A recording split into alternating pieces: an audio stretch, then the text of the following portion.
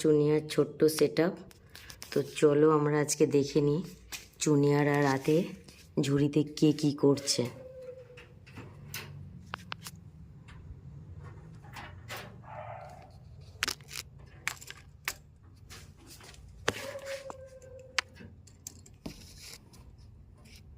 এই ঝুড়িতে একজন, এটাতে কিছু নেই, এটাতেও কিছু নেই, এটাতে কিছু নেই।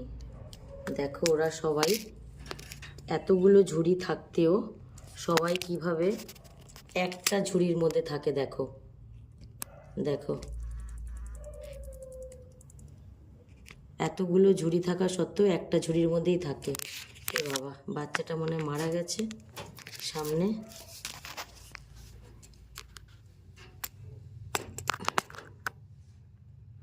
এই যে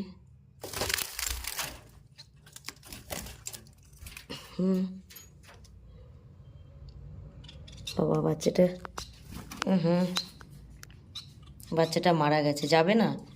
একটা ঝুড়ির মধ্যে এত জায়গা থাকতেও একটা ঝুড়ির মধ্যেই সবাই থাকবে। দেখো বাচ্চাটা আমি কালকেও দেখেছি, এই দেখো আজকে মারা গেছে। তাই বলি হঠাৎ একটা গন্ধ বেরোচ্ছে কেন। এ বাবা, এ তো কতগুলো বাচ্চা মারা গেছে। মারা যাবে না বলো তো?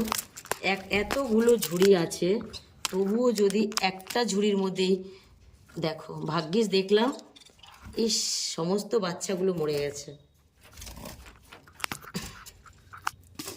দেখি আর আছে কিনা।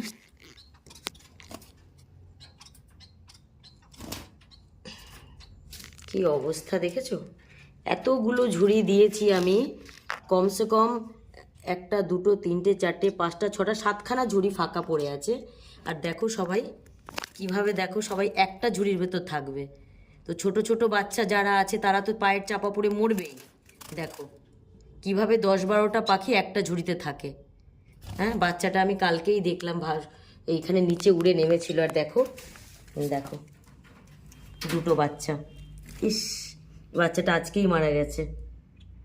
কি অবস্থা দেখো এর, একে চাপা দিয়েই মেরে ফেলেছে। দেখো ভাগ্যিস কি মনে হলো যে আজকে একটা চুনিয়ার ভিডিও করি। দেখো দেখেছো কি অবস্থা, দেখো।